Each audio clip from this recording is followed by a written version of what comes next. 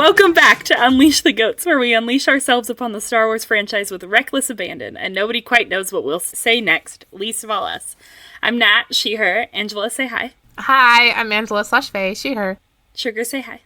I am Sugar, she, her. Happy May the 4th. That's right. Well, we haven't decided if we're posting this on May the 4th or May the 1st yet. But it will be the month of May the 4th. Happy the Star month Wars of May the 4th. Yes. It's true. Happy Star Wars Day, everybody. And apparently Revenge of the 5th, which I've never heard before, and that's fucking hilarious. You've never heard that one before? It's so funny. It's so funny. In honor of Star Wars Day, we're talking about the worst people. Just come out right the gate. The first thing is like, how do you feel about the ship? And I'm like, bad. We're talking about Anidala. So yeah, my opinion is bad. How do you guys feel? I kind of like them. I think they are compelling. They're not like a couple that like is like an OTP for me, but I do read fic about them and I do like enjoy like fan art of them and that kind of thing. Like I don't know how to, like, I'm a fan of them, but they're not, like, I don't, like, ship them, if that makes sense. So I guess you land a little bit more neutral, probably, than we do. Like, you're overall positive. I'm, like, center positive, yeah. Sugar, how do you feel? Well, I feel like I've made my feelings on Anakin fairly clear. In case you're new here, Anidala would also be a no TP for me. I'm not a huge fan of them. I do find some of the intended themes compelling. I don't find the relationship compelling. I'm not entirely certain we're meant to. Or if we are, that it's written in such a way that, you know, it is compelling. But I like some of the thematic aspects of Anidala, but the relationship and the chemistry itself, I think, is just not my cup of tea, personally. But I don't like any Anakin ships. I don't think anyone deserves to be stuck with them. So, you know, there's that. I think I'm on the same page where it's like the same way that I think that Anakin is an interesting character, but I despise him as like a person. I think that Anidala has the potential to be interesting, but I personally think that they like missed in a couple areas. I can like see where they're going with it and it's interesting. But I don't think it was, like, done well enough for me to get on board. Yeah, that's where I land. I feel like the version of Anidala that's in my head is great. Right. I mean, I also think that, like, Anidala, and we'll get to this in more detail later anyway, but I think Anidala is in some ways intended to be, like, they don't work, right? Like, they're not supposed to work. Yeah. You know, I'm not supposed to be rooting for them necessarily, but, like, the place that they hold within the narrative is obviously very important and very central, and so there is supposed to be something compelling in their story, even if part of the story is they are dysfunctional and toxic to each other. But I think a lot of people sometimes miss that, and so they end up this weirdly glorified, romanticized, like, Romeo and Juliet, forbidden lovers star-crossed thing, and I'm just like, really not who they are. Like, they really shouldn't be together, and I think there just really isn't enough discussion and like, breakdown of why they don't work, even in like the happy fix-it AU sort of concept where Anakin doesn't commit genocide. You know, that like, where Anakin becomes a fundamentally different character. Yeah, you know, it's like, I mean, if Anakin is a fundamentally different character, or if he has like a radically different backstory, then fine, whatever, like, you know, go hog wild. But in the context of canon, like, which is, for me, it really is just the films that Lucas wrote. I'm kind of leaving Clone Wars out a little bit at this point because Clone Wars gets a little sticky. But I think they don't work, and I think that's in large part that's supposed to be the point, is that they don't work. And I think that that's not discussed enough, particularly by people who do like them. You know, that like even in the best of circumstances, like they would have failed. And I think that that's part of what makes them a little compelling to me, is that concept that like they don't work. Like, it doesn't really matter what they feel about each other. They don't work. And that's part of what makes them compelling. And we are jumping ahead here, but we can keep talking about this, or we can move on to what we think does work about them. What really works for me is the music, for the most part. I love their love theme. It's so pretty. Like, it's just very compelling piece of music. It makes me feel things. It's one of the first pieces I learned how to do on the piano when I played piano back in the day. And it's just a gorgeous theme. Like, honestly, like, one of the main things that drew me to them as a couple was, like, their love theme. It's really, really good. I don't know if they deserve it, honestly, but it's really well done. So, yeah. John Williams deserves it, though. Yeah, that's true. Exactly, yeah. That works for me, and I really like the actors both being very pretty, as always helps. And then, So kudos to the casting director. Yeah. kudos to the casting director. Yeah, I really, really, really enjoy their like reckless jump off a cliff together dynamic. I think that's very fun when they don't lean into it very often in the movies, which is kind of lame, because like I think that's one of like the best things about them as a couple is that like they are both very reckless and willing to jump into things together and for each other. I think that's kind of sweet, but you know, they don't do that much. So It's also the reason they don't work, though, right? Is like they're both willing to jump into fires and burn a world down for each other, and that's exactly what dooms them, because guess what? They burn the world down. You know, like, shit happens when you burn the world down. sure, but like I could also see them like going cliff diving together and having a great time, and like that's a very cute like dynamic to have as a couple if it doesn't go too far into the extreme, which is exactly what happens to them as they go way too far into the extremes. But I think that's what compels them to each other, is that both of them are extreme. Yeah. Like, they would never be satisfied by just going cliff diving. Like, they have to burn the world down, or it's not real. It doesn't work for them, you know? Like, for them it is, you know, go big or go home. You know, and I think that's kind of the point, is that, like, neither of them is going to be satisfied by cliff diving with each other. I think they should have tried it, at least. We don't know if they tried it or not.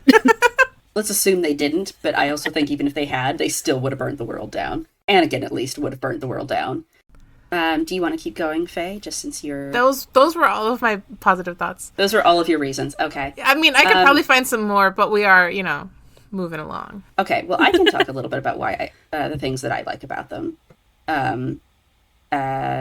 So one of the things that I think has kind of changed my perspective a little bit on Anakin and Padme is Lucas's assertion that he sees his films almost like silent films, and so a lot of the story gets told more visually than through things like dialogue. And so one of the things that I'm kind of going to be looking at a little bit more in this episode is the difference between the story that we get through the visuals versus the story we get through the dialogue, because I think in a lot of ways that has sort of changed a lot of the way people view Anakin and Padme, that there are some people who, you know, really just pick up on the longing looks and the pretty music and, you know, just get the basic love story and take it from there. And there are other people who really listen to that dialogue and are like, wow, this is not great. You know, this is like stilted, it's clunky, it's awkward. It veers into offensive territory sometimes, and we'll get to that later. But I think that it's interesting to look at Anakin and Padme visually and try to pick up like what story you actually do get from Anakin and Padme when you erase the dialogue.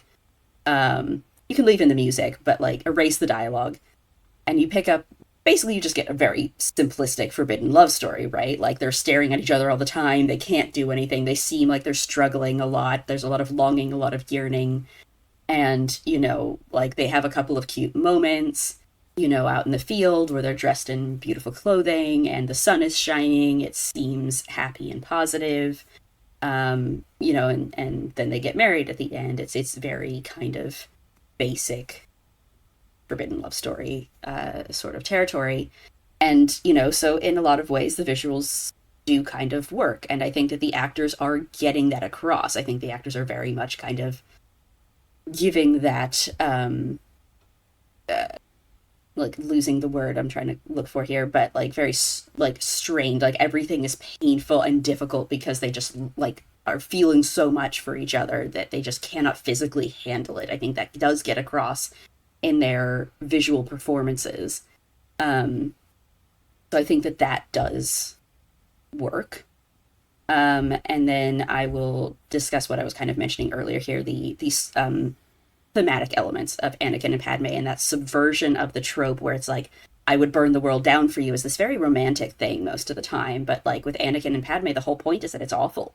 You're burning the world down. There is actually nothing positive about burning the world down, regardless of the motivation. You're burning the world. like, end of story, it's bad, you know?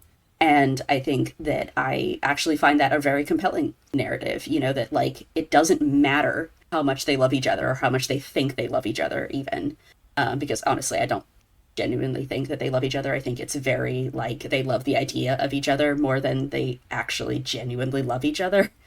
Because they spend all of, like, a week together before they decide to get married, and I don't genuinely think that that's enough time to have any sort of real feelings for anybody. But, like, it doesn't matter how much they care about each other. It doesn't matter that they want to be together. You don't burn the world down for someone and have that be a good thing. Like, their feelings are irrelevant by that point, and I just think that that's, like, a really interesting subversion of that trope. And then the other trope that they subvert is the forbidden lovers one, where usually when you have forbidden lovers, you are on the side of the lovers. Like, there's a reason Romeo and Juliet are so memorable, and a lot of people try to apply Romeo and Juliet to Anakin and Padme. But in Romeo and Juliet, there's no reason for them to really be forbidden from each other. Like, the family feud is stupid and nobody even remembers why it's there.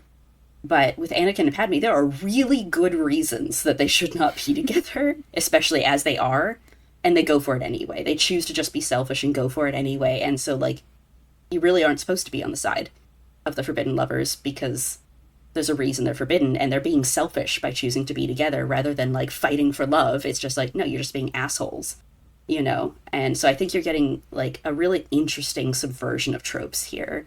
Where these two people seem to feel something very deep for each other, and you do get that from the performances, but the writing is telling you, like, this isn't ever going to go well. It doesn't matter how positive or pure it seems, it's just going to end in disaster, and they are both choosing to let it end in disaster because what they feel for each other is more important than the fact that they both know it's going to end badly. One, like, main thing I have about, like, couples in fiction is that I think that in general, most people could make a relationship with anybody work if they put in the work. And the thing about Anakin and Padme is that they could work if they were willing to sacrifice for each other rather than just trying to give each other stuff. And I think that they have a lot of chemistry. I think they have enough things in common that, like, they could pretty easily make a relationship work if they were willing to put in the work and the sacrifices it takes to build a relationship. But they're not. They want to have their cake and eat it too. They want to live their lives with everything that they have going on and also be in love. Well, I have plenty to say about that, but we have our 1 minute here. But, like, I think the thing for me with Anakin and Padme is that the thing that compels them to each other is that they're never going to make those sacrifices. Neither of them's ever going to make that sacrifice, and they both fucking know it. I think also the thing that compels them to each other in some ways is the secrecy and the forbiddenness of it all. You know, that, like, it wouldn't be as compelling, especially to Padme, I think, in so many ways, if it were easy, you know, like, if they were willing to make that sacrifice to be with each other, I don't think they'd go for it. Yeah, my point is that they could. Like, they could make it work if they wanted to do it the right way, but they choose not to because it's fun. But that's what I'm saying, though. Like, I don't know that it would work if they were doing it the right way, because I think the things that compel them to each other are the things that don't work, that it sort of thrills them that it's forbidden. It sort of thrills them that they shouldn't be doing this. And I think that thrill goes away if Anakin just leaves the Jedi and so it's fine, or if Padme leaves the Senate and it's fine. Like, I think that there would be less of a compelling thrill to the relationship, which is part of what compels them to each other. Like, I think the things that, like, really connect them are, like, the worst parts of themselves and not the best. And that's likely where you and I are going to disagree about Anakin and Padme and this relationship, but I personally think that the things that compel them to each other are the worst parts of them, and they bring out the worst in each other, but that is why they like it in a lot of ways. I think they pretend it isn't, but I think that's deep down kind of what creates it. I feel like the things, like, just to wrap up our pros, I think that the visuals and the music both work really well. We will get into the dialogue. I feel very strongly and negatively about the dialogue. I think that one of the things that is fascinating is it kind of, like, tied to Anakin as a character, where you go into the prequels knowing how his story is going to end. And so you set up this romance that does kind of have this pull of, like, oh, but what if they made different choices? And whether or not you think that, like, whether or not you think they're capable of it, you know that that's not going to happen. And so there's this sense of, like, kind of doom to the relationship where you're like, I know this isn't going to work out, and so it's going to, like, it's really possible to feel like a shit show from the very beginning because you know it ends badly. Like, obviously you don't, going into the prequels for the first time, like, you don't know all of the details of how it ends badly. But, like, you know it doesn't work out. I mean, especially if you're going into it coming from the originals, though, because from the originals, the story is that Padme lives after the twins are born. The originals imply that she doesn't die until Leia is old enough to remember her. So when you're watching the prequels coming from the originals, you don't know how it's going to work out at all. You don't know that she's going to die eventually, obviously, but, like, how the relationship deteriorates is very up in the air. It's one of, like, the biggest questions that the prequels answers, which I think is really fun. Yeah, I mean, you know that Anakin becomes a villain and Padme is represented as this very moral person, and so that contrast, regardless of how they changed Padme's ultimate outcome, is, like, it's already there as, like, this cannot go well, you know? And you know that, like, the Republic that she sits in gets destroyed in part by Anakin. Like, that is already also kind of established, and so it's like, we know that it cannot end well for Padme, but yes, like, there is a level of uncertainty about, like, how exactly it turns out, as well as a level of certainty, and, like, it can't be good, though. Yeah. Which is there in a lot of, you know, forbidden lover stories. Romeo and Juliet tells you straight up that they die, you know, at the very, like, within the first couple of lines of the entire play. They're like, yeah, so they're gonna die. Yep. Here's how it happened. You know, and so you go through the entire play going, like, God, like, you know, how does this work? You know, like, why is it so bad for them? But yeah, so I think there's some really interesting concepts put forth with Anakin and Padme. I'm not sure they're all executed super well, but I think the concept behind them where, like, you know, like, this is the kind of relationship normally people would root for, but, like, you really aren't supposed to be with them here because they're both making selfish choices in order to do it. I think that's very interesting. I like the concept of it. And I do think that, like, the visual performances are good in terms of, like, the silent movie concept where, like, you definitely get that these two are, like, longing to be together and you know, all of that. I think that works. But then if we talk about the dialogue, because the dialogue, what sucks about the dialogue is that a lot of it is genuinely really good out of context. Like, some of those quotes are like, "Ooh, that's so cute," but then in context, it, like, sucks. Like, the line where she's like, "I truly, deeply love you, and before I die, I just want you to know." That's a great line. That's really sweet. But then, like, you don't have anything backing that up. There's nothing in the rest of the movie that, like, backs up the fact that she's truly, deeply in love with him and just, like, has been hiding it this whole time. Like, or, like, the scene by the fire when he's like, "I dream about the kiss you never should have given me." Like, it's a great line, except she didn't kiss him. That's not what happened. And, like, it's just there's nothing backing up these really, really good lines. There's just, like, there's no substance. Yeah, so this is where we'll get into chemistry, because I do think the dialogue impacts their chemistry deeply. And I know Nat agrees, at the very least. Faye clearly seems to agree to some degree, but that, like, the dialogue is awkward. It's not ideal in a lot of places. I think there's a lot of it, I think, is actually more down to the editing than the writing for me. Which is kind of what you were getting to, Faye, that there's not a lot of build up to this, you know, and there's a lot of really short cut scenes with Anakin and Padme, as opposed to sort of longer scenes letting them bond together. It's just like, oh yeah, look, he's, like, frolicking in a field and they laugh. Great. That he floats a pear to her and she laughs. Great. You know, and it's like, there's not a lot of real emotional depth to any of this. And I just think that, like, in order to get me to believe in that I truly, deeply love you, I needed something a little deeper than he falls off an animal and pranks her into thinking he's seriously injured, right? Like, that does not do anything. That's their best scene. Yeah, I'm sure Nat has feelings about that too. The thing that really pushes me is that, like, Faye's right, there are some really good standalone lines, and I think that the awkwardness kind of comes from probably a lot from the editing, but also probably just there are so many more a little bit awkward lines than there are really profound ones, and strung together that it's, like, inconsistent to me. Like, some of their scenes, like, their scene in the field is cute. It's beautiful visually. She has on this incredible dress, and I'm like, you could be saying anything, and I would still like this dress. But he's getting really possessive over her talking about, like, a first crush or a first kiss when she has explicitly said multiple times that she's not interested. And also that he asked about based on the context. Literally, he's like, tell me about this thing, and then gets all pissy about it. And I'm like, this is very in character for you, but also, like, shut the fuck and she up. tries not to. She tries to, like, you know, brush it off, and he pushes her to talk about it and then gets mad when she does. Yeah.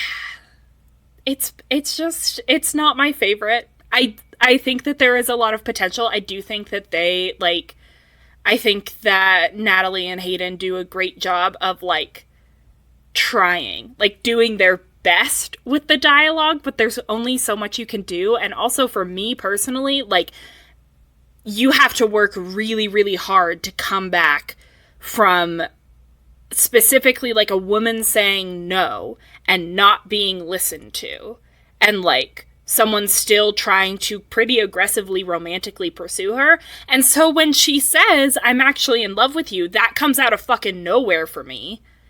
And they kind of never recovered from that. Like, that one little detail, I'm like, I actually am not going to get over this, and I'm going to hold a grudge about it. Like, a lot of it plays into these, like, old movie tropes of, like, when a woman is saying no, she actually means yes. Like, she's only saying no to be, like, polite, but actually she wants him to pursue her. Like, it's playing into a lot of those tropes, none of which aged well. It doesn't work. Like, we were moving past this already when this movie came out, but unfortunately George Lucas, as talented as he is, has not kept up with times very well. And what he likes, and he sticks with that, which sometimes works out for him. And in this case, it did not. It aged very badly and continues to age badly, unfortunately. I think there was a way for them to do that successfully. And maybe because of how clunky the dialogue, or maybe the editing, like, we don't have to get into the, like, no means yes thing. I do have a lot of thoughts on that trope, but we don't have to get into it. But I think this is where they, like, fell the hardest. Yeah, I was just gonna say that, like, you know, you guys have both kind of mentioned that, like, this felt like it never went anywhere, right? Like, it feels like there's no build up to I truly, deeply love you.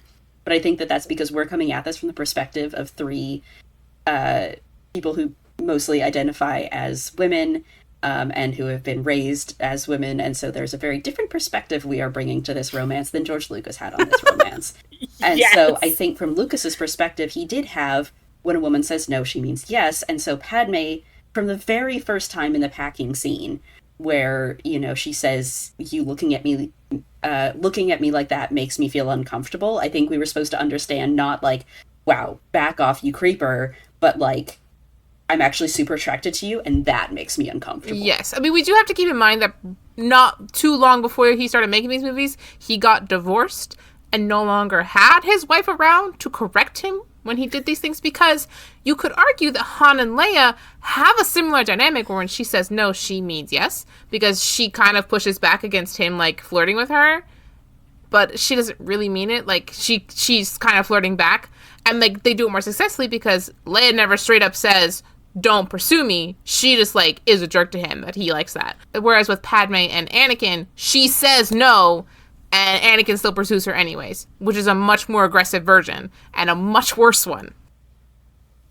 Right, and Han is, like, inarguably one of the good guys, too, whereas Anakin is someone who is becoming a villain, Yeah. and particularly within this film, is starting to devolve into a villain, and so that's part of the context of him and of this relationship, whereas Han and Leia are always kind of like a positive relationship.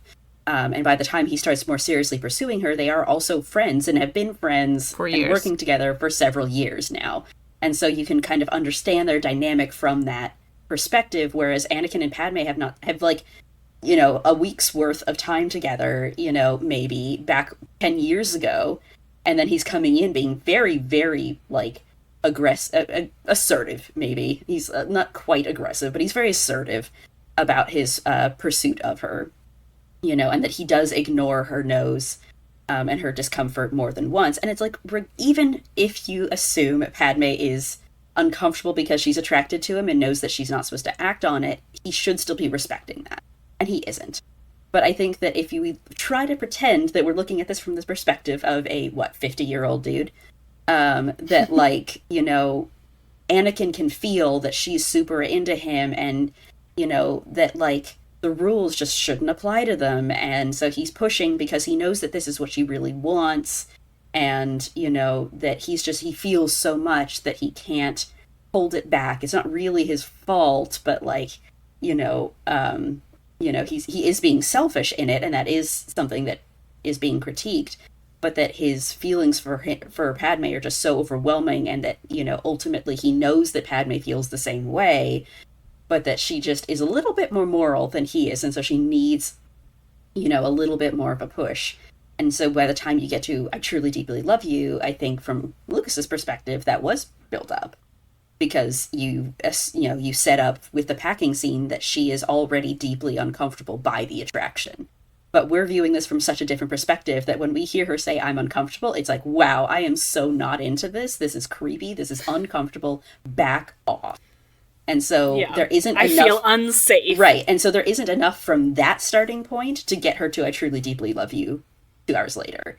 But I think if you start from the perspective of she's already super into him and she just can't admit it, then there's less distance to travel to I Truly Deeply Love You.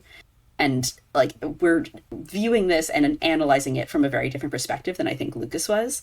And so for us, it feels like, wow, there is not at all enough here to build up to that moment. But, like, you could argue there is. It's just executed so badly that there's a lot of people who would look at it and go, like, well, shit, like, he's just a sexist, creepy asshole. What is she seeing in him? Why is this not a massive red flag from day one? You know, and it ruins the rest of it. I mean, one thing that has always really annoyed me about the whole thing is that, like, I don't know why Anakin is so invested in pursuing her. Like, I love Anakin. He's great. I feel like I understand his character a lot of the time. Like, sorry, he's great as a character, Sugar. Sorry. Sugar, like, visibly flinches. But when he shows up, he meets Padme, and he's immediately like, I want to pursue a relationship with this woman. He has no reason to want to pursue her over the many other girls I'm sure he's met over the years. Like, besides the fact that he's, like, built her up a lot in his head, I guess, from, like, when he's a kid. But, like, that's a 10-year-old crush.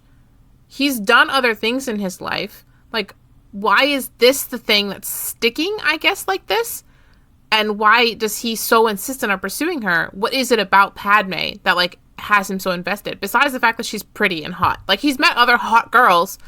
Like, I don't know why he is so interested in pursuing her in particular, aside from, like, a childhood crush, which shouldn't have lingered this long, you know? Like, it doesn't... I'm not compelled to believe that he should be this invested in this girl. Like, I get it. Natalie Portman's beautiful. I understand. However, the amount of investment that he puts into this is excessive for what I feel like his character should have. Like, if he just, like, had showed up, I don't know. There's a lot of things I could fix about this. We'll get into that later, I guess. That part actually works for me. We'll get into that. I think that, like, I actually do get that, because I think Anakin is someone who is very, I mean, that's just part of his character, right, is that he's greedy, he clings to things a lot, and back when he was just leaving his mother and he was feeling a lot of the pain of that separation, even if it was by choice, Padme is the one who kind of steps in and ends up feeling a little bit like a mother figure to him in that moment. She's the one who comes in and gives him the blanket. He gives her the little Japur snippet. And so I think Padme sort of ends up a little bit in his mind kind of conflated with those feelings for Shmi. And he is in a moment in Attack of the Clones, too, where he is getting dreams about his mother dying.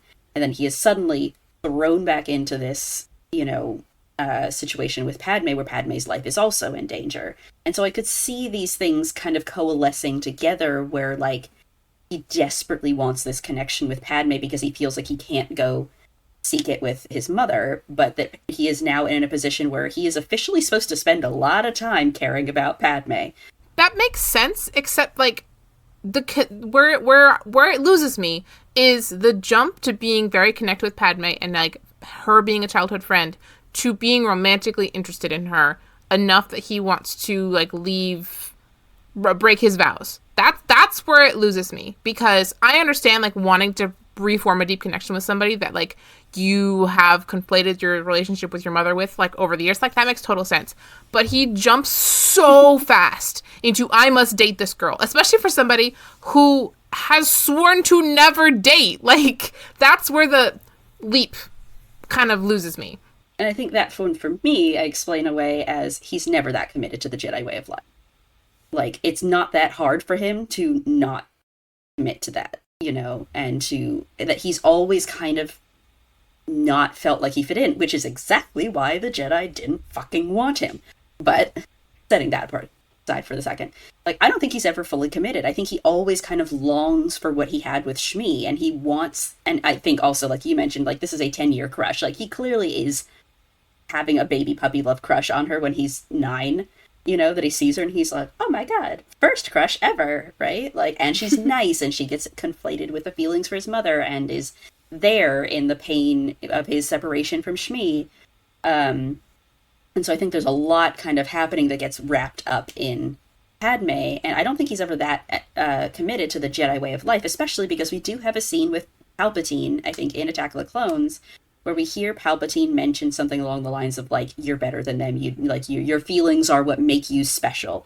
So we already get the sense that he's already being told that, like, he doesn't have to conform to what the Jedi have told him he should be doing, or to their way of life, or their restrictions, that Anakin really should just be allowed to do whatever the fuck he wants, because he's special. And so when he gets to Padme, he's got all these feelings left about his longing for Shmi. They got wrapped up around Padme. It's been 10 years that this has just been simmering. And then he's tossed back in with her right as he's also having these dreams about his mother dying. Like, I think all of that just gets in, like, one big ball that sort of explodes a little when he sees her. And so, like, yes, it's very extreme. It feels very sudden, obviously, because we didn't spend those 10 years with Anakin. But, like, I could kind of see that Anakin is the kind of person who obsesses. Like, this is exactly who he is. He doesn't let go of things.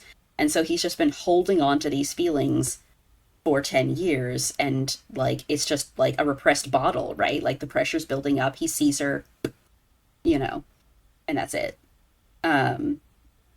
So, like, it works for me because I think Anakin is the kind of character who absolutely would do something like this, who would hold on to a crush for 10 years, and then, you know, sees that woman again, and is like, I'm gonna shoot my fucking shot, and I'm not gonna let go until she says yes.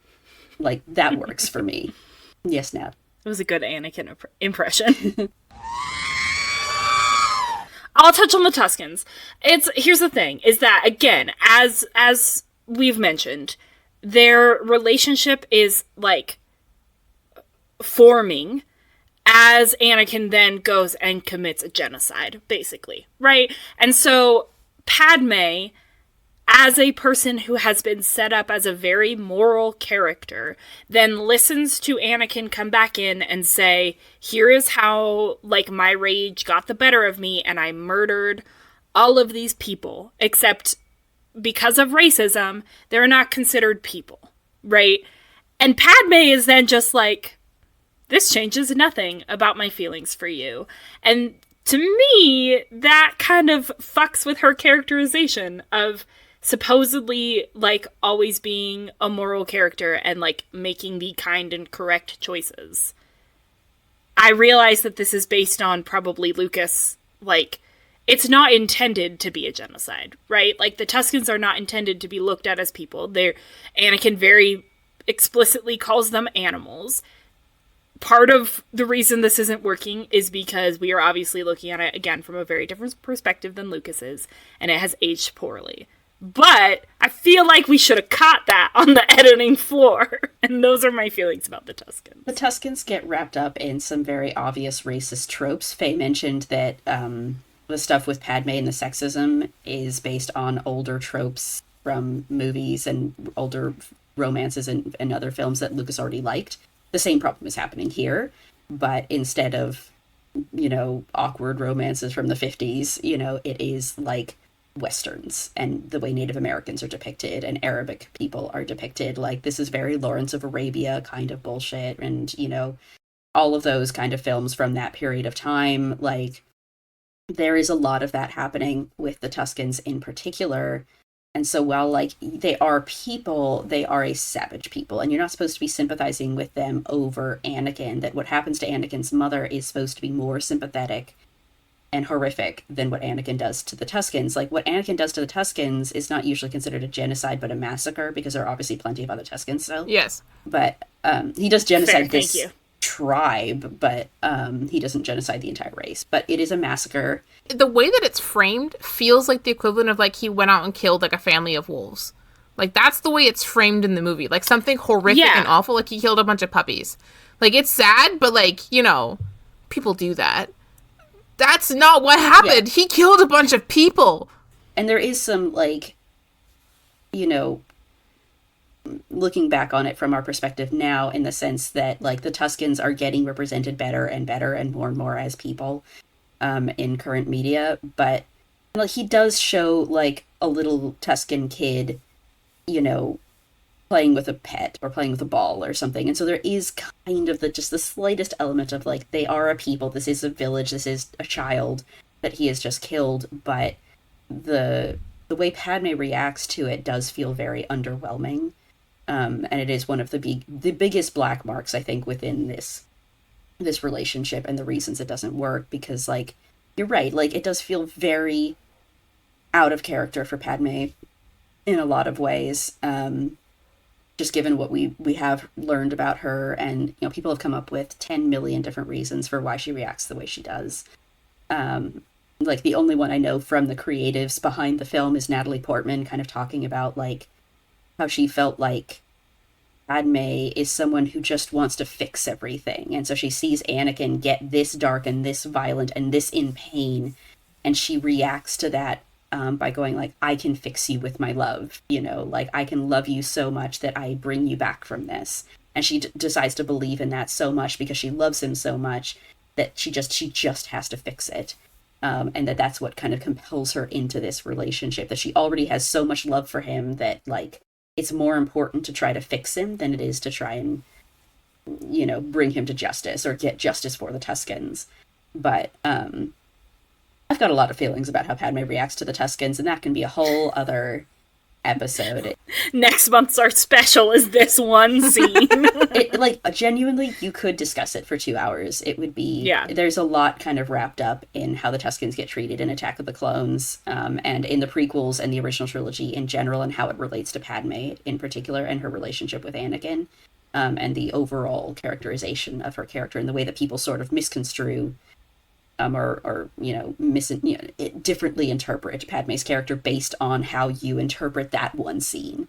You know, like, if you just go like, oh, well, of course Anakin's in the right and the Tuscans are in the wrong, and so Padme comforting Anakin is the right thing to do, you know, like, then their relationship probably comes off a lot more positively. Whereas if you're like, holy shit, this man just committed a massacre against innocent people, and Padme never should be brushing this off and letting this go, and, like, why the fuck would she fall in love with, let alone marry and have children with, you know, someone who's already a child murderer, then the relationship looks a little less positive and rosy. Unless you want to pull into the part where Padme is kind of a bad person. Like, Padme was a queen, and it is, like, kind of a well-accepted thing in fiction especially, that good people cannot be rulers and still be good people. And I feel like that gets brushed over a lot with Padme, because she was queen for 4 years. She had to make some shitty decisions about that kind of thing during a war recovery and, like, wrap up and all those things. And then there's the part where Shmi took her in, sheltered her, and helped her, and she never went back for her. I mean, there is something in, like, a novelization that, like, she sends a handmaiden to go find her, and she can't find her. But she tries once in 10 years to find this woman who saved her life, essentially. And that's it. And there's no mention of it in the actual films, even though her and Shmi had multiple conversations and spent a lot of time together. There's nothing. And, like, when you take into consideration that, like, straight up in the films, Padme's kind of selfish and thoughtless when it comes to people who she considers to be lesser than, that lines up with her not taking the Tuscan massacre that seriously. Yeah, I mean, I think, like, this is kind of moving into, like, how people misunderstand them, which is a good thing because we are very over on our time here. But like I think I don't know that I agree that she sees people as lesser than her. At least she certainly doesn't believe she does. But I do think that Padme is also very selfish in a lot of ways, selfish and greedy, and that she is in a very similar position. That she and Anakin are not as dissimilar as people think they are. You know, that Padme is entering into this relationship as well, and it is selfish and greedy for her too. And, you know, that is very much an aspect of her character that I think gets very overlooked. And, like, especially within Attack of the Clones, you know, there's that scene where Obi-Wan and Captain Typho are seeing off Anakin and Padme to go, you know, go into hiding. And Obi-Wan's like, well, I hope he really doesn't do anything reckless, you know, while he's trying to protect Padme. And Captain Typho goes like, I'd be a little more worried about her doing something reckless. You know, and that Great is like scene. Right, and that's the consistent theme with Padme throughout this film in a lot of ways, is that, like, yes, Anakin is the one who gets more violent, but arguably Padme is more reckless. And that she is oftentimes more willing to sort of throw caution to the wind, to do what she believes is right. And she usually does it in the name of, like, the greater good or a cause or something. But, you know, she, like, doesn't want to go into hiding because, well, there's a vote coming up, you know, and I have to be here. And it's like, okay, but, like, how does your death then impact the vote? You know, if you get killed, like, there's impacts of your death as well. And she's being reckless there. You know, it happens when she decides to just go with Anakin to Tatooine, you know, instead of insisting that he remain with her so that she don't die. And then, you know, obviously she's the one who insists that they go off to save Obi-Wan on Geonosis later, even though Anakin at least has gotten explicit orders to remain behind. And so it's like you just constantly see this kind of recklessness to Padme that she's able to justify with, like, well, I'm doing it for someone else. I'm doing it for a greater good. I'm doing it to save people. Whereas Anakin often is more selfish. And I think he does often do similar things where he kind of tries to convince himself it was for a greater purpose. But not... He just is a little bit more obvious in his selfishness and his greed sometimes than Padme is. And I think people see that and go like, oh, well, Padme's just a very selfless person. She wants to save Obi-Wan.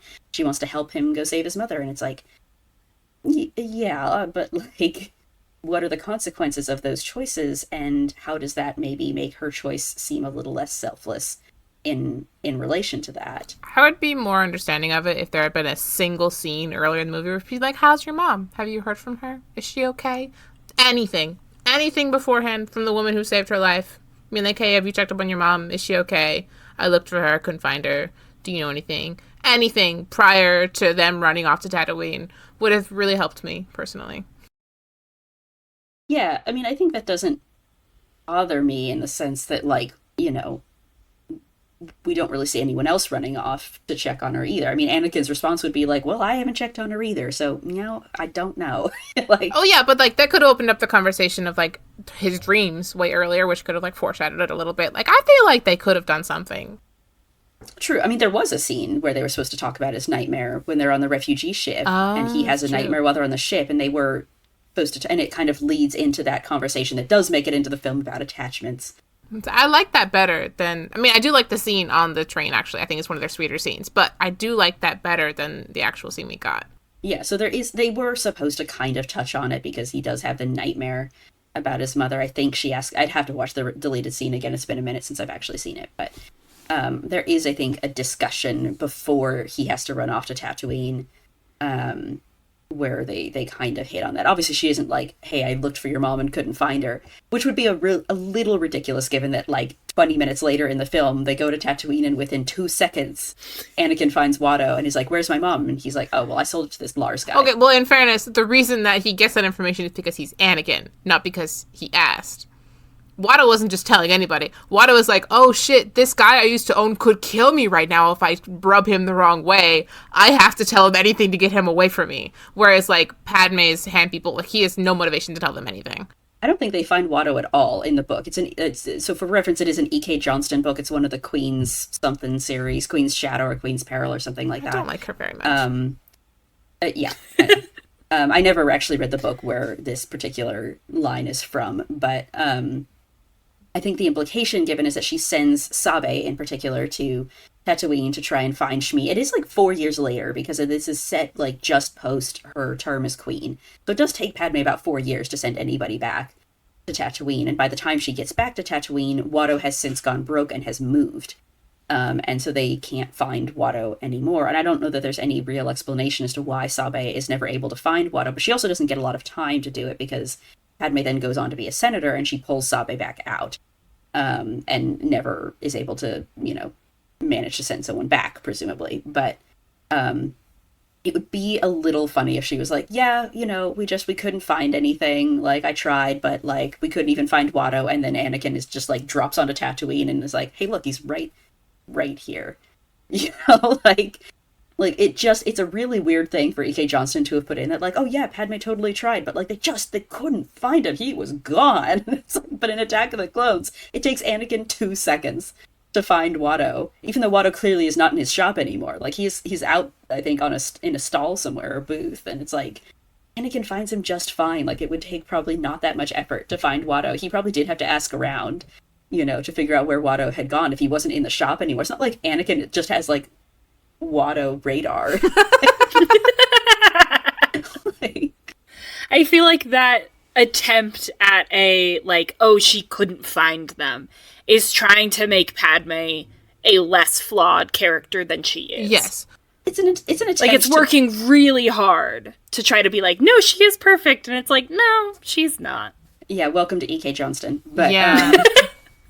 But, like... Throwing shade. It also is kind of a lot like the Beauty and the Beast 2017, where they're like, oh, we have to explain all these teeny tiny plot holes that people noticed about the original animated film, and somehow those fixes just make it worse and more confusing. Yeah. Like, it's within that realm. Mm-hmm. Of like, did we need an explanation for why Padme hasn't searched for her? I mean, regardless of whether she does or not, you could be like, she's busy. Like, she's busy ruling an entire planet and then being a senator for an entire system. Like, the girl is fucking busy. And, like, it's not her mother. She met Shmi for all of, like, 2 days. And, like, yes, Shmi does something very helpful and very important for Padme. But, like, I don't know that Padme is obligated, any more than the Jedi are, to go back and do something for Shmi. Or to try and find her. Like, just, I don't know. Like, I think you could just argue, like, Padme's busy, that she knew this woman for 2 days, and she's got a lot of other people who are relying on her. And also, Padme is, a major politician in the Republic, and the Tatooine is ruled by the Hutts. And I'm sure that there are a lot of problems there with, like, Padme choosing to step in and do something on that planet without it going awry. I am of the opinion that she should have done something because this is a woman who helped her and she left in slavery. And I think that is a awful thing to do morally. Whether or not she had an obligation to help this woman or not, I think that that is a debt that she left unpaid. And if I had ever done something like that, I would feel horrible about it forever. And I feel like that is like a flaw of Padme's that is never explored in the movie. And if there was a flaw that they intentionally gave her, that would be one thing, because I think that's a very interesting flaw for her to have. I think it makes her character more, like, complicated.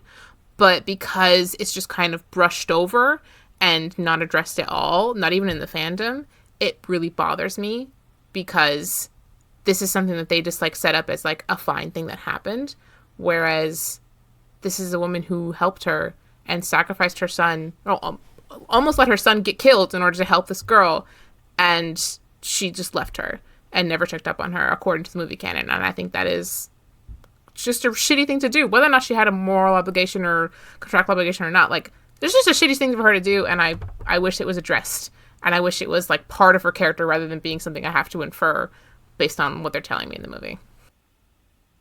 I think that the fandom also... I think that most people tend to not necessarily overlook, but kind of sideline Shmi. Yes. In a way that you specifically really hate, because you love Shmi. I love Shmi so a lot. much. I think she's a really cool character. And I think you're right for that. Yes. She's just nice. Not to join the fandom in sidelining her, but we should move on. I'm so sorry. I love you, Shmi. You're right. Sugar touched on not thinking, like, for you, Sugar, your feelings are that their relationship exists because of their worst qualities, and regardless of whether or not Anakin falls. the relationship will fail. I Is do. that a fair Yes. summary of that? It is. Angela, how do you feel? I think that if they had wanted to make it work enough, they could have. But because Interesting. they cared more about being important than they cared about their partner. And so that's why I think the relationship fails. So I think that there is a world in which these two characters could choose to build something beautiful together, but they would have to go through a lot of growth to get to that point that I don't really see them getting in the Star Wars universe because of all the crap that's happening around them. So in the story that they are in, I don't think it's possible. But if they were picked up and plopped into, I don't know, a high school rom-com, I think they could probably make it work if that was like their only goal. Yeah, but that's totally different characters at that point. Like, I mean, if you take these two characters and you drop them into a world where there's therapy, I think they could probably make it work. But to be fair, they're in a world where there's therapy.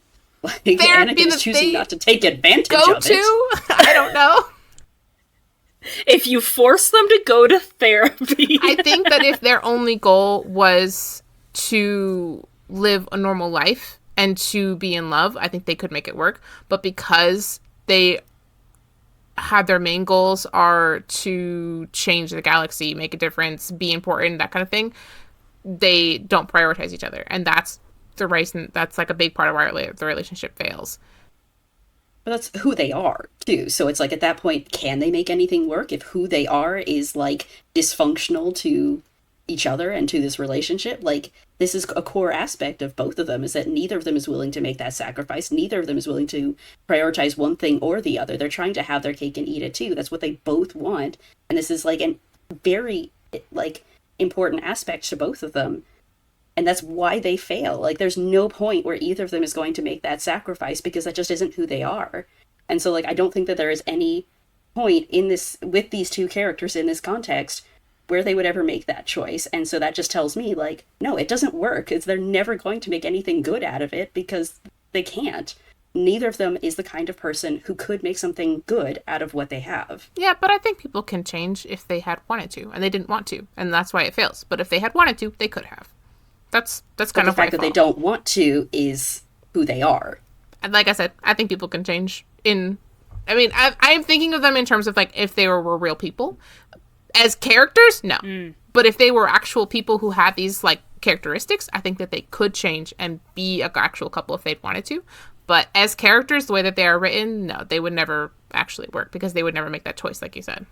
Yes, I think even, like, if we pretended they were real people, like, they might be able to change, but, like, would they ever actually change towards each other? Like, I think both of them are pretending that they know each other. They think that they understand who the other person is, but they don't. They idealize each other. They are looking at this relationship through, like, rose-colored lenses. They, you know, they want this fantasy version of their relationship and not something that's real, you know? And so, like, if at some point both of them went through therapy, let's pretend, and they both gave up their careers in order to try to be together, I think there's still a lot of, like, really dysfunctional things, and that they would end up at a place where, like, they don't necessarily actually want the same things out of life. And, like, this would pull them apart if they were healthy enough to recognize that actually they aren't good for each other. They pull out the worst of each other. They encourage the worst in each other. And, like, this is just a relationship that is not necessarily ever going to be good for either one of them. And, like, I think that's my interpretation, is where we differ, is that, like, I don't think they're ever going to be good for each other. And if they were in a healthier place mentally, that they would have to recognize that they're not good for each other and just not enter into it. They would break it up. They would leave and not move it further. I don't think that there is, like, any version of this, especially within the context of Star Wars, you know, like, not putting them into a high school AU, because at that point, like, they are just totally different characters now, and that's kind of speculation. You can make them whatever you want them to be, but, like, within the context of Star Wars, like, if we pretend, like, you know, Palpatine dies, right, like, before Order 66 happens, like, where do they go from there? Like, Anakin is still a dysfunctional, selfish, greedy asshole. You know, Padme is still kind of a dysfunctional, selfish, greedy asshole. Like, even if Anakin gets to the point where he's like, I will leave the Jedi to be with you, he still demands obedience out of Padme that she's not necessarily going to give him. He still seems less invested in the concept of a family than Padme always does. Like, he never responds to her being like, I want to raise the family on Naboo. We're going to be so happy. It's going to be beautiful. It's going to be great. Like, he never responds to this. Like, he never seems to want the concept of a family in the same way she does. They just don't seem to have the same goals or priorities at any point in this relationship. All they share is a fantasy. And once that disappears, what's left is not something either of them wants. But in the same vein, like, because they're both, like, kind of in a similar place in their unhealthy states, I feel like were they just to choose to grow and, like, try to become better people and, like, recognize their own flaws in a fantasy scenario where that actually happened, like, I feel like that is a case in which they could grow into that together. They could work on themselves and each other together, because who understands the situation that they are in where they are awful people better than each other who have been there this whole time? Like, if the glasses were to lift and they suddenly recognized what was going on and they chose to be better people, not that they would, but like if in that scenario, I think that they could work because they were both like starting from the same place. I feel like they could end up in the same place if they wanted to. Yeah, I think this is just different interpretations of the character. Like, I don't know that, like, they would ever actually be good for each other, even if they got to a mentally healthy place individually. Like, I think that this would be sort of like they are each other's drug, right? Like, if you wean yourself off, like, it's like an alcoholic, right? Like, the alcoholic cannot actually go back to drinking alcohol after he's become sober. Sure, but they're people, not intoxications. But the relationship, I think, is like an intoxication for them. I think that the relationship is kind of like a drug for them in a lot of ways, because, like, it enables them to be their worst selves. And I feel like if they came back to each other, it would make them fall into bad habits all over again. That I don't think they would work. I think it would kind of, like, push them back into being their worst selves. And again, I don't think that they actually want the same things deep down. And that is already a major blockage for this relationship. I think Padme wants a family. She wants to live on Naboo and, you know, raise a family there the way that her family raised her. This is like his dream that she has. I don't think Anakin shares that, personally. That's never anything he ever discusses as, like, what he wants to do and be. Famously, he's so good at discussing those things. But as a kid, though, like, you know, like, what he wants is to be a hero. He wants to free the slaves. And so I think Anakin being tied down to a relationship with Padme on Naboo, where they just raise their family together, would, like, make him shrivel up and die. You know, I think Anakin needs a purpose. And it can't be a father. In fairness, those are goals he expressed as a child and then never expresses again. They don't seem to be part of what he wants to do anymore as an adult. Besides, like, being like a Jedi general or whatever, he doesn't really talk about what he wants anymore when he's an adult. So I don't know if we can really apply what baby him wants compared to, because baby Padme wants to be queen and wants to save her people, and adult Padme just wants to go home and start a family. So I don't know that, like, baby Anakin's expressed desire to be a hero can necessarily apply to, like, what he wants, because when he finds out about the babies, he expresses that he is happy about it. Like, whether or not he's lying is, like, up for interpretation, but, like, begrudgingly, but yeah. I mean, that, like I said, it's up for interpretation, but, like, he does seem to be happy about it. And, like, there is like a beginning of a scene where they're talking about names, and, like, he is excited that there is a baby coming. So, like, oh, they don't talk about names, do they? Yeah, there's, like, okay, it's covered by music, but it is it does happen in this. You can, like, see it. They're, like, talking about it, and, like, as it fades in, that's what they're discussing, and it's in the script. That is what they're talking about in the scene. But, like, the sound cuts in as they finish their discussion about names, and they move on to some different topics. So technically, it does happen, but not. It's there if you look really hard. I don't know. It's like I've gone through his dialogue and his scenes, and I will find it for you. It is in the apartment. He really never seems that invested in it. They're always in the apartment. They never leave it until he decides to choke her out on Mustafar. But, like, you know, like, there's that scene where she is the really saccharine sweet one that ends with, like, so love has blinded you. Like, she's the one sitting there going, like, I want to raise our baby on Naboo. I want to go back there. And his response is, wow, you're so pretty. Like, just nothing. He's not responding about the baby. And then, you know, like, when he talks about his dream where Padme dies, like, he's just going, like, oh my god, you're dead. Oh my god, I don't know what to do about this. And it's Padme who has to be like, hey, what about the baby? Like, does the baby make it? And he's like, oh shit, yeah, the baby, right, I don't know. like, it's an afterthought for Anakin, But yeah, like, he really just never seems that invested in it in the same way that Padme does. And so I don't know. My personal interpretation of them is that Anakin just does not share her goals. And so even if both of them became way more healthy and, like, left the Jedi, left the Senate, that, like, they just wouldn't necessarily be that good for each other. And, like, that the healthiest thing the two of them could choose to do together is choose to leave each other behind. Choose to let go of this thing that never really worked and, you know, try to find happiness with other people. I feel like Angela has said multiple times, really good idea to fix them. Change their characterization.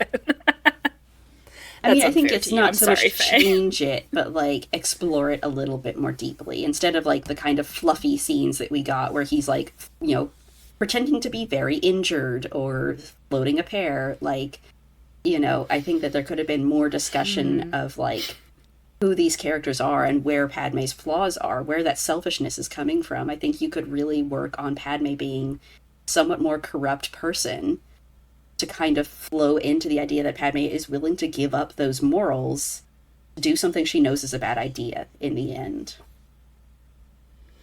And I think that would be kind of my main change, honestly. Yeah, it feels like a lot of Padme, because Anakin is such, like, main character, it feels like a lot of her characterization just kind of, like, falls behind. Which leans into this, like, old tropey, like, she's the love interest and not a main character, so we don't have to care as much about her. I feel like if she actually, like, was given more time to develop and not in the context of refusing Anakin's advances, if she perhaps came out and said, actually, I am interested in you in any way before she just jumped to, I'm in love with you, that would have worked better for me. Okay, are you ready? I have it. I have play-by-play. Okay, so first thing, I'm ready. We don't change anything about the apartment scenes, like in the beginning of the movie, because that's fine. Like, he's interested in her, she's uncomfortable, we got there. And then we don't change anything about the train scene, because that's cute. They're, like, a little bit of flirty, you know, whatever. Like, they're genuinely connecting. They're being friends. But then when we get to the lake, that's where we make the change. Because we get to the lake, he's talking, he's chilling, he's being nice, he's talking about his childhood. And also we include the family scenes, actually. Before I forget that, we include the family scenes where he's being nice to her nibblings. Her parents like him. We keep all that. And then, Natalie, you look confused. I don't know about these scenes. Oh, okay. So there's deleted scenes. Context. Shock. There's some deleted scenes. We cut important context. When they go meet her parents, they stay a couple days with her parents before they go to the lake. And, like, he sees her childhood bedroom. They have dinner. Her mom teases her about bringing a boy home, like that kind of thing. It's very cute. It's very sweet. That. Okay. Anyways, and then when we get to the lake scene, this is my biggest change. Instead of him kissing her and him touching her shoulder and being a weirdo, he is just talking and, like, regularly, and then she leans over and kisses him and, like, then runs away. That's how I would change that. So, like, it is clear that, like, she is interested in him and doesn't like that she's interested in him. Like, she really likes him, but doesn't want to like him. And though you change that, and then you keep everything else pretty much the same. Like, maybe take out some of the weird stuff with the lake scene, and I guess you can change the pear scene if you really want to, Natalie. But I feel like that, like, one change of, like, her being genuinely interested in him and, like, clearly freaked out about it makes everything else work so much better. Yeah. I would say the packing scene needs to change, too. I would change the dialogue there, yeah. Instead of her saying she was uncomfortable, she'd just be like, stop, or something. I think you could have her be overt there, like, which would lean into my idea that she's a little bit more corrupt, that she just goes, like, you know, like, I feel you, like, I'd totally do this if we weren't in this position, and then, you know, she breaks a little bit at the lake. Yeah, if she'd been like, listen, yeah, you're cute, but you're a Jedi, like, stop it. Yeah. Literally just, listen, you're cute, but you're a Jedi, fixes their relationship. Like, just have her be actually genuinely more interested from the beginning, because I think she's intended to be interested from the beginning, even if she's still pulling back. But I feel like if that was a little bit more obvious and not, like, I have to put on my straight man goggles to see it, like, then I think that could help a little bit towards, you know, and just this idea of, like, man, like, I'd be totally down, but, like, my people would kill me. We genuinely should not be doing this, but, like, fuck yeah, I'd be down. You know, just kind of lean her a little bit more like she's into it. Like the scene where he stands up and he says, "But I am grown up." If she'd been like, "And a Jedi," and then walked away, that would have worked for me. That would have worked really well because like she's interested, but she's setting a boundary because of who they are, not because she's not interested. Yeah, I think that's where you need to lean it a little bit more to kind of make the rest of it work. Because he comes off so creepy and so aggressive that, like, it's very confusing why Padme's into him at all. I do admit that the "but I am grown up" line where and then he stands up and he's very tall, that would work on me. That would really work on me. I will admit. You're like, oh, a tall man? Oh. I feel like to give Padme, like, we give Padme more of this, like, take away all of her explicit no's. Give her, like, some more overt dialogue, because the dialogue is what's broken in my mind. Of just, like, yeah, I am interested. To kind of reframe that he's not, like, to make it explicit that he is pursuing someone who is interested, but also, like, let's have Anakin back off a little bit. Because there is nothing more attractive than people respecting your boundary. Yes, after she says no, like, he should not pursue her again. Yeah, and he's just like, okay, cool, we're just gonna be friends. I'm still very obviously attracted to you. There's some pining going on here. But, like, not being creepy. The pear scene doesn't have to change. It's just that in context of everything, I hate it. I'd also say that, like, we have to get her to truly deeply love you, right? Like, what we've gotten her to now is, like, fuck yeah, I'd break some rules to fuck you. But, like... if we get her there, then we can make the leather dress work, because we all know how much we love the leather dress on this podcast. No, boo. No, we're not making it work. We're taking it out. In which case, we've discussed this before, Sugar. I want to change that dress so badly. I want to make it a beautiful red velvet dress. I would die for it to be like a gorgeous, romantic, sexy red velvet dress. I hate the stupid dominatrix leather thing. It's dumb. It doesn't fit her at all. It doesn't fit the tone of any of her other costumes. But like a beautiful, sexy, like red velvet dress. Oh my gosh, she would look so good. I can't get on board. You have a very young actress that is now 18 and is being put into like really aggressively sexy clothes. Like, no, it's very unlikely I'm going to be okay with that. Like, we should get rid of that. Yeah. I think also I would want longer scenes where we understand what connects them, you know? And, like, I think I'd want, like, you need a balance, right? Like as much as I, like, think that the scene where she discusses her past crush and he gets, like, annoyed at it, even though he's the one who pushed her to talk about it, is dysfunctional, like, there is a point to it being dysfunctional. Right, and it's just like, when we talked about it being bad, it was like, in the context of, a lot of this is awkward and it doesn't work. But, like, if you get more of the other things to work, then that scene where he, you know, starts off with this. He starts off by pushing her to talk about a crush, and then gets mad at her for saying she had a crush. And it ends with him being like, fascism is the answer. And Padme has to be like, haha, what a nice joke. Let's move on because this is awkward now. Like, there is a lot to that I think is really interesting. And this is actually where I think Padme's flaw really comes in, right? Like, it's not just that she's selfish, but that Padme is willing to, like put a film over her mind and pretend it didn't happen. Anakin didn't just advocate for fascism. That's not what he did. It was a joke. I think... It was a joke. It was a funny joke. Because, like, if she pretends it's a joke, she never has to deal with it.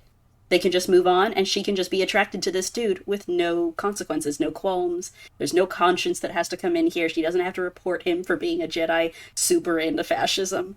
You know, like, it was just a joke. He was just fucking with her.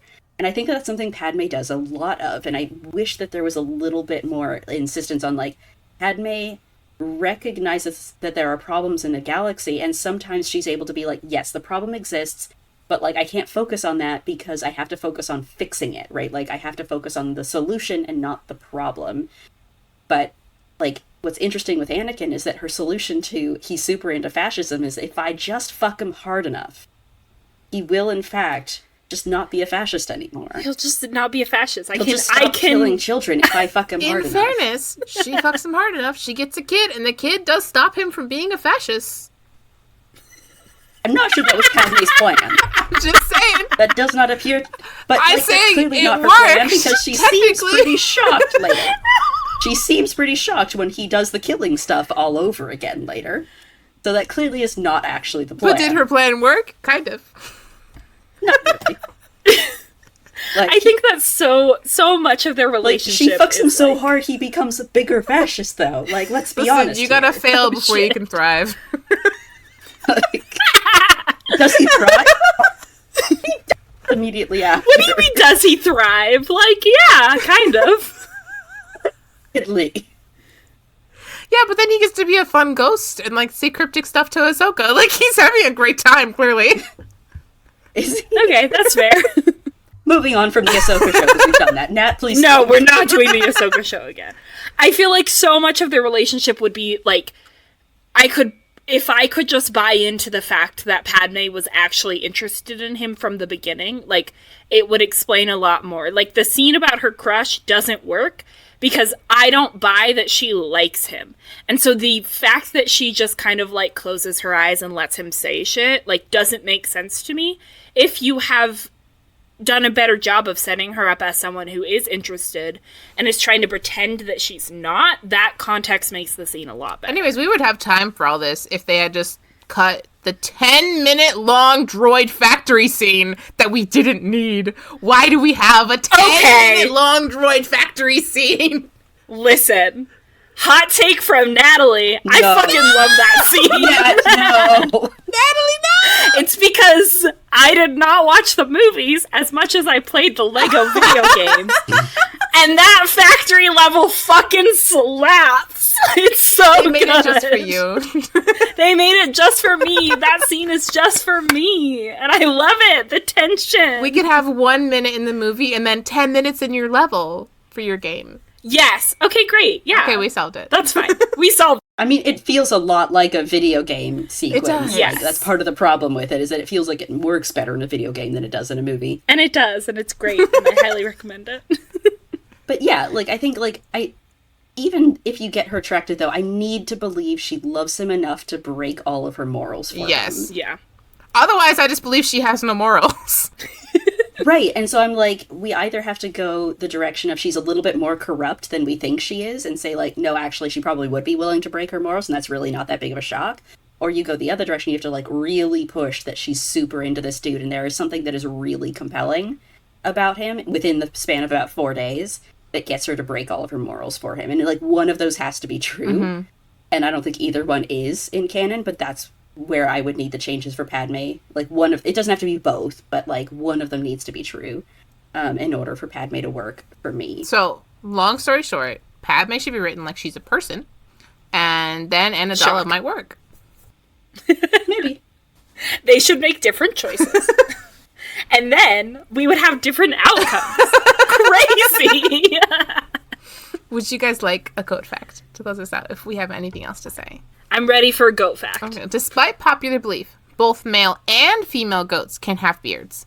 Both male and female goats also sometimes have wattles, bits of skin that dangle from their head or neck. No one is sure why they have them, but one thing for sure, wattles is fun to say. Did you do this because it sounds like water? Yes. That's very good. See, the direction I went, though, is that Padme uses Anakin as a beard. We're gonna explore that in our next episode. In our next episode, which is in fact actually our queer episode. We'll talk about Padme Hell and yeah. Sabe. Ooh. Oh. Like, oh, yep, sorry, Naboo's actually just kind of homophobic, and so Padme marries Anakin because she just needs a beard. You know what? This explains a lot. Okay, hang on. Can it be a beard if you're a secret relationship? Yes, because they are really bad at it. Ah, okay. True. Right? She is just, like, they all know she's in a secret relationship, but it's actually chiller to be the Jedi, the woman. There we go. We fixed it. We solved it. We did it. I love that. Good job, everybody. Our intro and outro music is Mos Eisley Cantina by Speedkicks. Angela and I edit, our artwork is by me, and Sugar is our writer and researcher.